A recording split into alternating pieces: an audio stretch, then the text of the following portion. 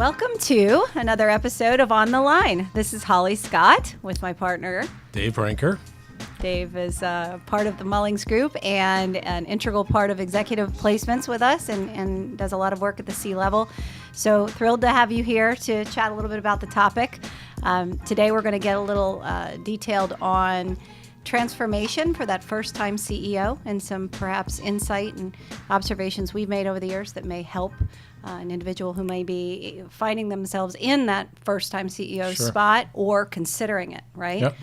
So, Dave, we go way back prior to finally us getting our hooks in you to come over to the dark side on search. Yeah. Anything stand out when you think about first-time CEO experiences that you may have seen over the years, either from your HR time or from when you were running companies as a GM? Yeah, it's an interesting dilemma, right? Because people that end up CEOs probably have been thinking about that their whole career, right? That's their goal. And what I've found, both in my corporate career and then, from looking outside in at other companies is folks get thrust into roles that they're not ready for, right? They're successful commercially, right? So they're good salespeople, or they're a technologist, right? They're a chief technology officer, and now they're going to be thrown into a CEO spot.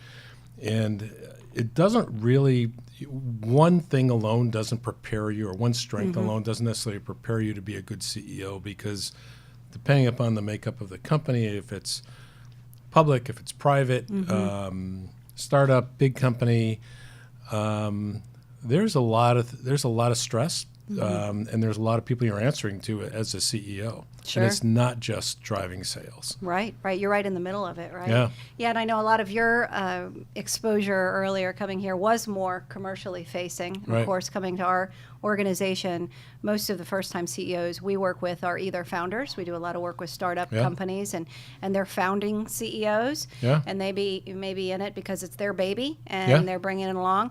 Or we may bring in the person who's promoted into that role. And what I've seen, which is interesting, is if you're promoted into that role, there's either a dynamic of, okay, you've shown the aptitude, you're ready to do it, or perhaps you're the last person at the dance, right? That's exactly right. So it can kind of go either way. For our purposes, I thought it might be interesting, just based on our business and how deep we are in it, to discuss a little bit more about that first-time CEO who is either a founder or in an early stage organization. Yeah. Because so often I don't think that they get as much coaching from the outside as someone who might be more commercially facing, right? Because there's so many successors and there's so much more going on in a dynamic organization that has the either resources to train or to coach, where some of our young CEOs are again real passionate about their product and where they're headed, but here they are, and once they decide that they want to be a viable company, or they feel like they have that viability, where do you go from there? What are some of the things that I think the founder thing, you talked about early, is a big one, right? Because I think it's in the maturity of a company, from a founder to now where you really need a business leader. It's always a hard sort of time, right? The founder needs to come to grips with the fact that I did a great job founding this company. I brought it to a certain level, but really it's better off now to do a handoff, right? To somebody who's been there, done that, maybe more of a commercial side versus a technology thing again. Right. There's situations, I've seen even recently, with companies where, a founder, just can't bring themselves to make that separation. And I think it really, really hurts the company at times. Oh, absolutely. Absolutely. It's almost, they're too built in, right? They're too emotionally bought into the organization, and they have really created their own identity as the company. And instead of being able to look at the bigger picture, what is in the best interest of the organization and their success, being able to actually step back. It's interesting too, because Joe and I met with an icon in the industry the other day, and one of the things he brought up, he built a $1.5 billion medical device company.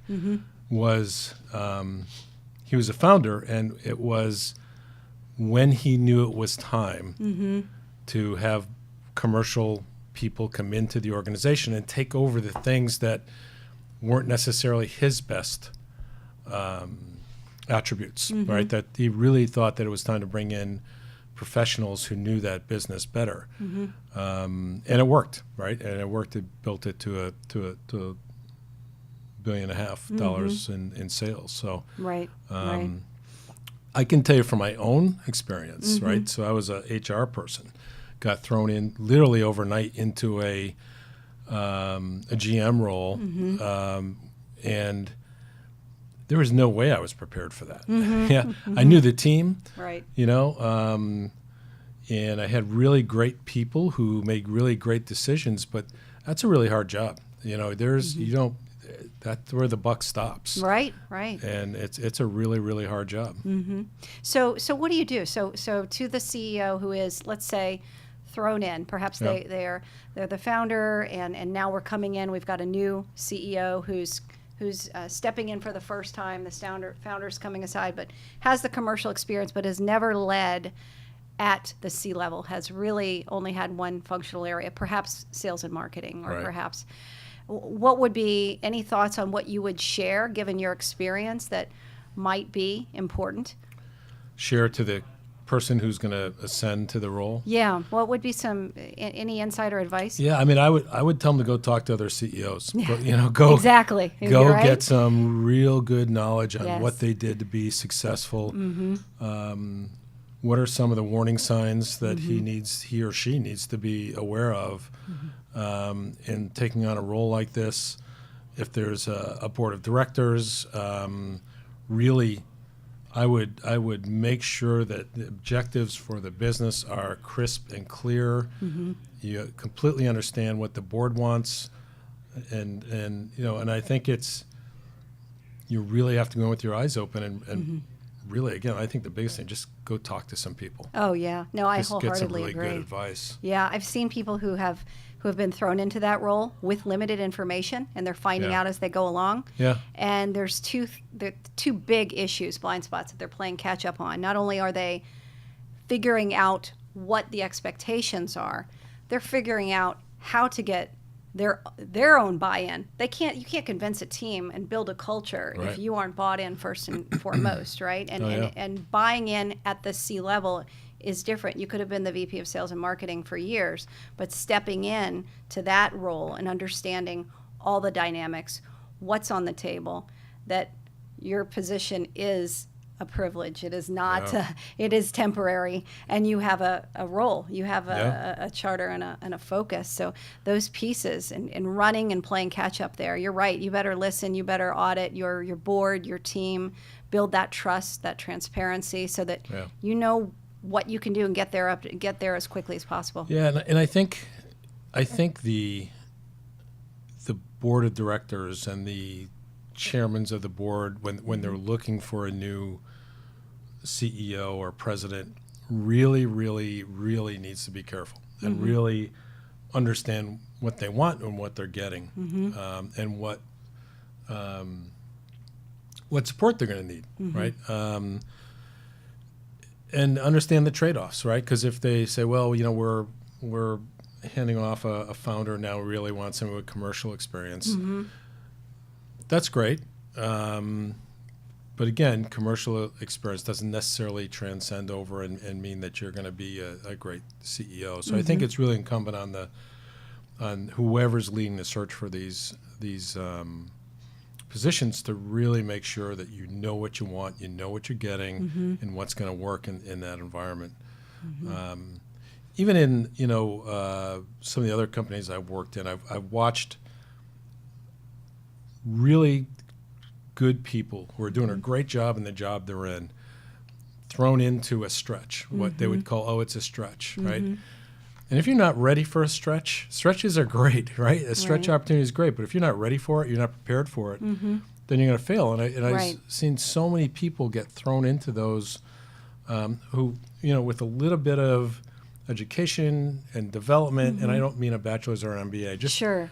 just more on what it takes to run a business would be a lot more successful than just assuming because somebody's got talent, you know, they're going to be a great divisional president or CEO or whatever. Right, exactly. No, there's got to be that robust skill set that isn't always there. Yeah. And it has to be developed, and you either get it through the hard work and get it through the experience, or you get it through coaching around you and learning from those who have been there before you and so forth. Yeah. So if you're thinking about some of the perhaps not so successful CEOs, perhaps, and I know I've thought we've unfortunately, being focused in startups, seen a number of them. Yeah. Any lessons that you would pass along, or anything that you've seen firsthand that you would say, gosh, if they had done this differently, or if they had thought this differently, maybe it would have changed the game or success of the organization? Yeah, I mean, I think failure always is a great lesson, right? And so, you know, the smart CEO, president is going to really try to understand what went wrong. And even, you know, again, if there's a board of directors, sit with the board, try and get, you know, where did I go wrong? What, you know, what could I have done better? So I think that's it. Sit back, understand what you did right, and sit back and really reflect on, is that what you want to do next? Right. You know, maybe I'm not a CEO. Maybe I'm a chief operating officer. Maybe I'm, you know, whatever it is. Exactly. Do you really need to be the number one, or is it okay being number 2 or 3? Right, exactly. Inspect why that Right. that role is important to you, right? If it comes Yeah. back to an exclusively I situation, or something that's it doesn't really mean it's not in the best interest of the organization and their success, we may not be looking at the right function. And I've seen it, and I'm sure you've seen it, where titles sometimes kill people, right? Yes. Kills their careers because they've been given this great title, and now they just won't look at anything else except a CEO's job, Right, or president's job, instead of, again, dropping back and you know, getting a job where they can really be successful. Exactly. No, and we've seen that. Yeah, I think if I were to reflect on the 2 most common features that I have seen where organizations have suffered based on CEO leadership is one, the CEO's lack of intention around culture. It's either misdirected, where their work ethic may be extremely high, but their reaction to headwinds is caustic, right? Yeah. Or they are unapproachable, Yeah. or they don't deal well in ambiguity, or there's certain situations where if their team can't come to them with the hard news, it can really kill an organization. Yeah. So if there's any advice I would give a first-time CEO, I would put culture as a high priority. You're so right. I mean, culture and lack of understanding of the culture. Actually, it's, what is the culture today? What do you want it to be, right? And do you have the right person to take it there? Because, you know, I've seen different leaders go in and think I really need to be tough, right? Or I really need to drive, pay attention to budget and finances. You know, and I think you're so spot on. It's just, you know, not screwing up the culture, right? Not because you need people. You need great people to follow you. Yes. And you want them to work for you and, you know, really, you know, whatever, work long hours, whatever it is. But, Exactly. but again, yeah, it's, what is the culture? What do you want it to be? And are you capable of making that happen? Oh, yeah. And how many times have we spoken with an individual who says, this is the culture where we want to be. Yeah. Yet, if you really dig in, and once you start perhaps a search, let's say it's a search for a VP or even a C-level, peer-level individual, you find that the person who's preaching that doesn't walk that walk. Right. And if it's not consistent, you don't truly have that you don't have that culture. And Yeah. it's quickly identified in process. If you have a CEO who preaches, gee, I want to have candor and transparency with my team, that's what we're doing, yet there's intimidation among the leadership team to deliver bad news, it falls apart. It falls apart. That's a whole nother podcast. But it's you know, true. but it's so real. Yes. And I've told people all the time that either I've reported to is just be honest about who you are and what you want the culture to be, because everybody wants to put up these great mission statements that say we believe in our people and we want to develop our people. Right.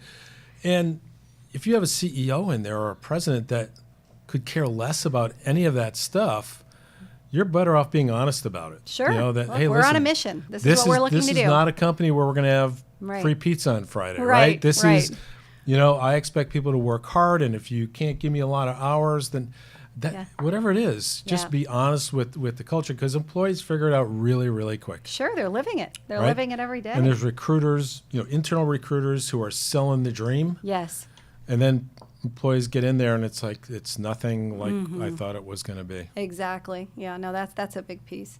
I think the other piece that if I looked back and thought, gee, what was something that I could point to that was a real challenge for a first-time CEO is when they come to us and they're sharing that they have searches and here's what we've got, I'm a founding CEO, young company, building an R&D team, and we're building it to sell it.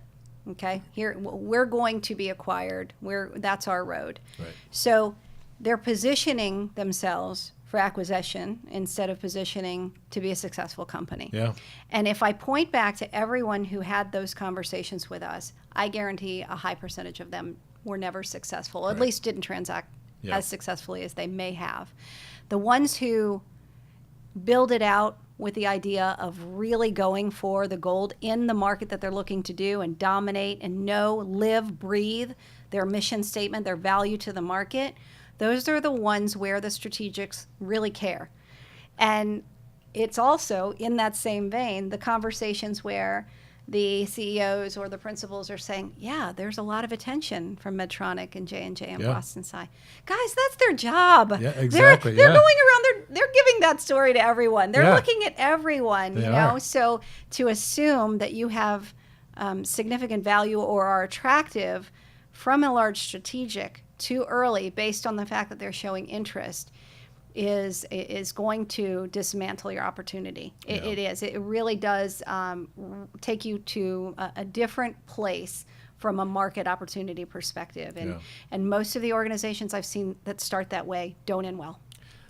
It's so true, Holly. Honestly, I've seen it as well, where you hit it right in the head, where instead of playing long ball, right, it's this short-sighted, we want to get this to here and this to here, and then our exit strategy is to sell, to be acquired. Right. It is. It's the companies that are saying, you know what, if that happens, great, but we can't think about that. We have a business to build here. Right. And Right. put out a great product and get it in the hands of our customers, and the rest of it will take care of itself. Exactly. And it's not to say we know, look, most medtech successes are acquisitions. It's the way it is. And we're not taking away from that, and we're not suggesting put your head in the sand. However, if you go in it with your end game, riding the coattails of someone who's going to come in and acquire you, you're in a position of really defense instead of being reactionary in that. So, first-time CEOs, you know, listen, right, to those around you. Put the organization before your own individual goals and needs, because if you want to be a success, it's going to have to be, the wake of success will have to follow based on the organization you build. Make sure that you take into account what those who you value and who have had success before you are saying. Yep. I know that one other piece is know that it's a 24/7 role, right? Is. Know what you're buying in on what you're jumping into. Yep. That can be a killer. Yeah. That can be a real killer. And go in and know what you're going after, focus on it, and hope to have some success there. Yeah. I think the one interesting thing we both forgot is the importance of surrounding that person with the very best talent. Oh gosh, right? yes, absolutely. Because That if team. you go in, you inherit a team, you better figure out really, really quick where the strength is and where you need the bolster. Yes, And yes. bring some people in that are going to make your job easier. That's right, and build that trust with them. Yeah. If you're walking into a current team, if you don't have that established trust already, that would be my number one Absolutely. suggestion. Find out what you got, who you've got, assess who you've got, what level of trust, what level of commitment they have to the vision, Yeah, and work with it and build around it if you have to. absolutely. Yeah. Yeah. Well, thanks, Dave. I appreciate the No, time here this has today. been great. This has is been fun. Yeah. I think we got a few ideas for the next one, so Yes, this is great. That's great. All right. So this is Holly Scott. And Dave Renker. This is On the Line. Thanks for joining us today.